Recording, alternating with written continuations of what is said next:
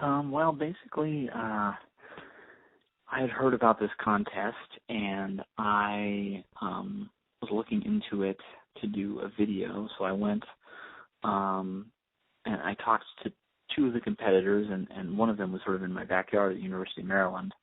So I went there with a video producer who was my partner at the time, Maggie Starbird, and we recorded interviews with a lot of the engineers and some shots of their process, and I recorded the radio bits of it, and ended up putting together, editing the video down with Maggie and I both did, and I wrote a script and narrated part of it, and then I did a radio piece.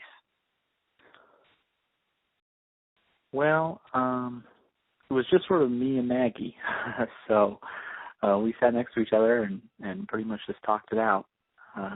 Not really big teams at NPR. It's pretty much small operations. Well, I'm technically, my title is reporter, so I'm a reporter, and I'm also a multimedia producer. So I sort of do both those jobs, and Maggie's a videographer and a producer.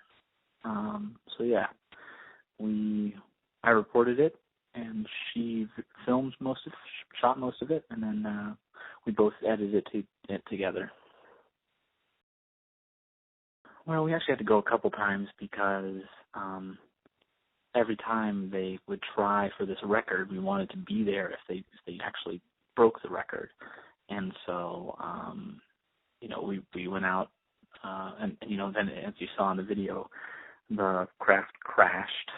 That actually happened a couple times. So some days they were fixing it, some days they were actually flying it. So we sort of had to just go out there when we could. I think we probably went out there maybe a total of 3 or 4 days.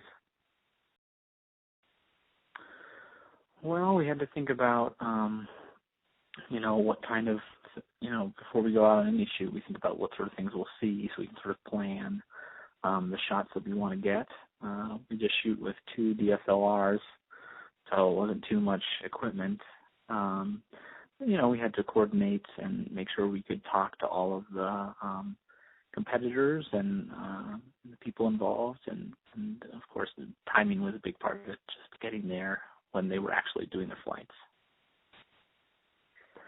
I think the hardest part is always when you get back to the studio with many hours of footage, and you have to cut them down to a very short video piece, and you have to figure out what the story is, especially in this case because they didn't win the prize. They got pretty close, but they didn't quite make it. So how do you make that a satisfying story arc? Well, it was pretty fun. I come from sort of a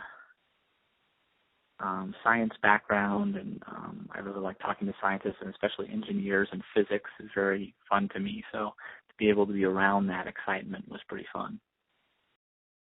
In this particular one, we were struggling really hard to make it work without any sort of narration, without any script at all. And once we just added a few sentences to the piece where I was actually narrating, it became a lot smoother. So I think I learned the power of narration for sure. Well, I think for something like this where it's a pretty incredible machine, you just have to see it. You don't get the same sense of what it is or how incredible it is just from describing it on paper. You really want to see it do this action that it was designed to do, in this case, fly directly upwards.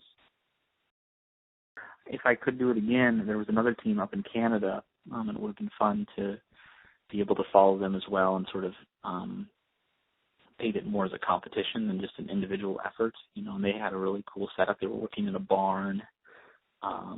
So it would have been nice to be able to incorporate that. So I think I put them in the radio piece because I could talk to them on the phone and you have to go up there. But for the video piece, I had to leave them out.